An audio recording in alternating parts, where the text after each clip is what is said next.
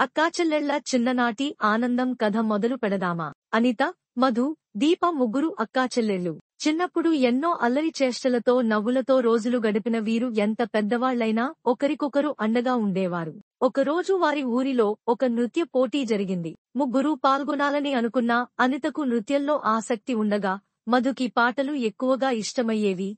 దీప మాత్రం బొమ్మలు గీయడం అంటే ఎక్కువ మక్కువ చూపేది. కాని తల్లిదండ్రులు ముగ్గురినీ పోటీకి రెడీమని ప్రోత్సహించారు. మధు అన్నదమ్ములను ప్రోత్సహించడానికి పాట పాడటానికి అంగీకరించింది. దీప స్టేజ్ బ్యాక్డ్రాప్ డిజైన్ చేయడానికి ముందుకొచ్చింది. అనిత మాత్రం స్టేజ్ మీద నృత్యం చేయాలని నిశ్చయించుకుంది. ముగ్గురు కలిసి రాత్రింబవళ్లు కష్టపడి సాధన చేశారు. పోటీ రోజు వచ్చింది. అనిత స్టేజ్ మీద అద్భుతమైన ప్రదర్శన ఇచ్చింది. మధు నృత్యానికి అనుగుణంగా పాట పాడింది. దీప వేసిన అందమైన బ్యాక్ డ్రాప్ అందరినీ ఆకట్టుకుంది. జడ్జీలు ముగ్గురి సహకారాన్ని గుర్తించి ప్రత్యేక బహుమతిని అందజేశారు. అంతా తర్వాత ముగ్గురు అక్కాచెల్లెళ్ళు హత్తుకుని ఆనందంగా నవ్వుకున్నారు. మనం కలిసి ఉంటే ఏదైనా సాధించగలం అని అనిత అన్నారు. ఒకరికొకరం అండగా ఉంటే గెలుపు మనదే. మధు ముచ్చటగా అంది.